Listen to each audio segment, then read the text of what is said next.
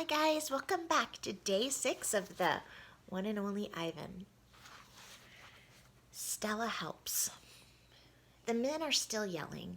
Some of the yelling is at each other, but mostly it's at Ruby. I hear scrambling, pounding, shifting. The side of the truck shudders. I'm starting to like this elephant, Bob whispers. I'm getting the big one, Mac says. Maybe she can coax that stupid brat out of the truck. Mac opens Stella's door. Come on, girl, he urges. He unties the rope attached to the floor bolt.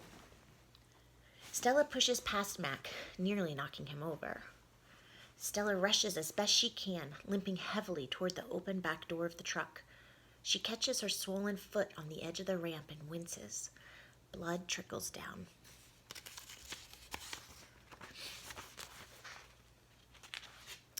Halfway up the ramp, she pauses.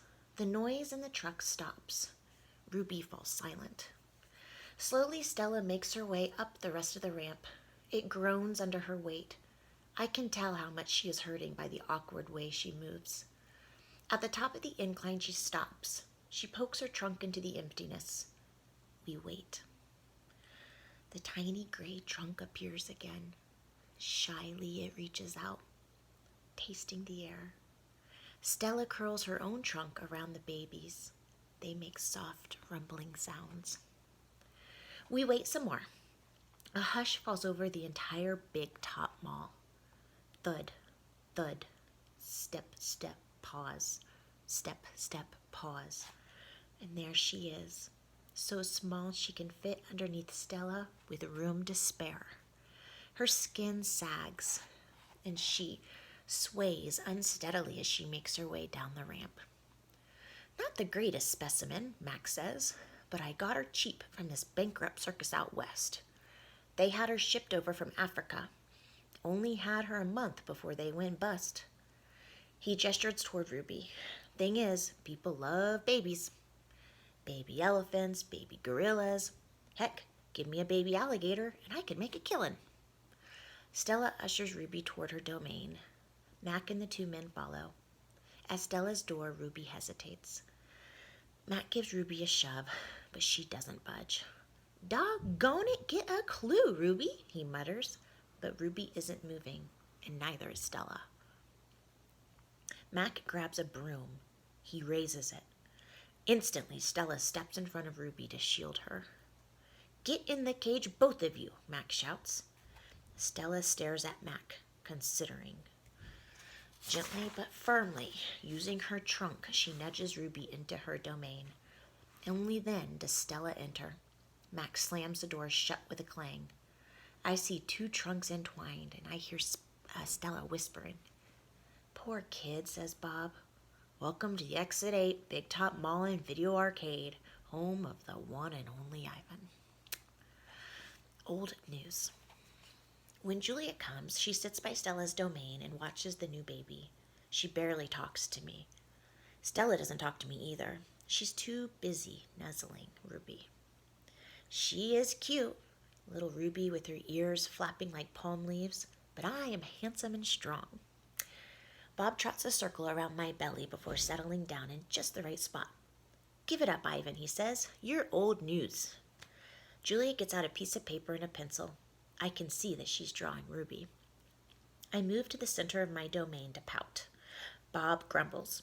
He doesn't like it when I disrupt his naps. Homework, Julia's father scolds.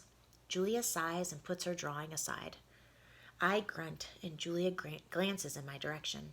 Poor old Ivan, she says. I've been ignoring you, haven't I? I grunt again, a dignified, indifferent grunt. Julia thinks for a moment, then smiles. She walks over to my domain, to the spot in the corner where the glass is broken. She slides papers through. She rolls a pencil across my cement floor. You can draw the baby elephant too, Julia says. I bite the pencil in half with my magnificent teeth. Then I eat some paper. Tricks. Even after Julia and her father leave, I try to keep sulking, but it's no use. Gorillas are not, by nature, pouters. Stella, I call. It's a full moon. Did you see? Sometimes when we are lucky, we catch a glimpse of the moon through the skylight in the food court. I did, Stella says. She's whispering, and I realize that Ruby must be asleep. Is Ruby all right, I ask. She's too thin, Ivan, Stella says. Poor baby. She was in that truck for days.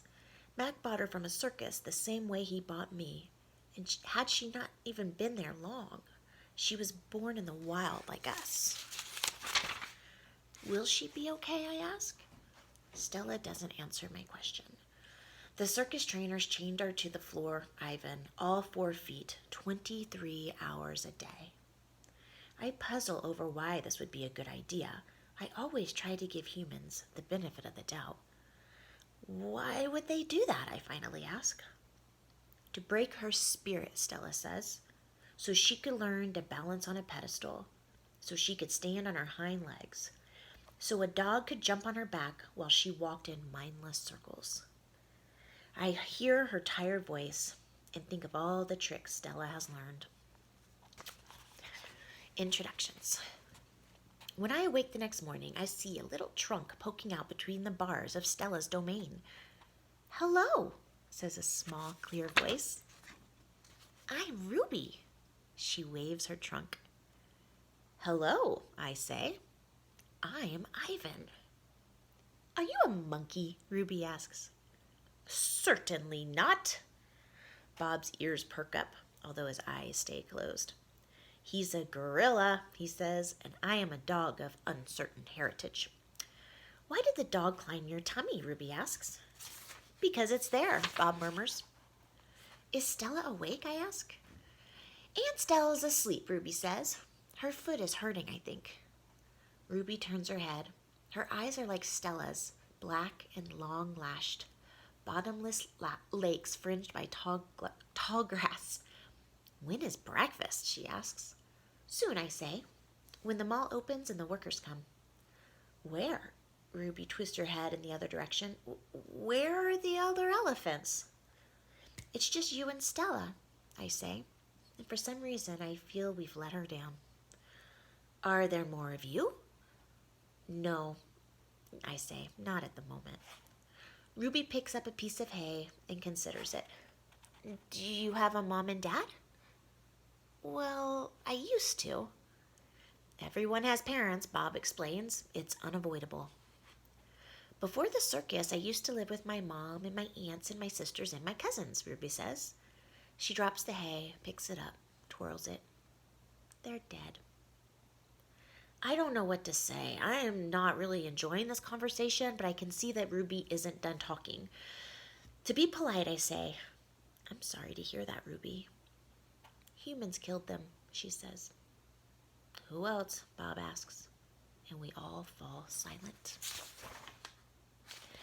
Stella and Ruby. All morning, Stella strokes Ruby, pats her, smells her. They flap their ears. They rumble and roar. They sway as if they're dancing. Ruby clings to Stella's tail. She slips under Stella's belly. Sometimes they just lean into each other, their trunks twirled together like jungle vines. Stella looks so happy. It's more fun to watch than any nature show I've ever seen on TV. And here's a picture of Stella and Ruby.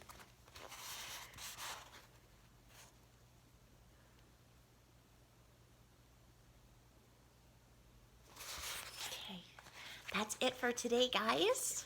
Tune in tomorrow for day 7. Hope you're having a great day.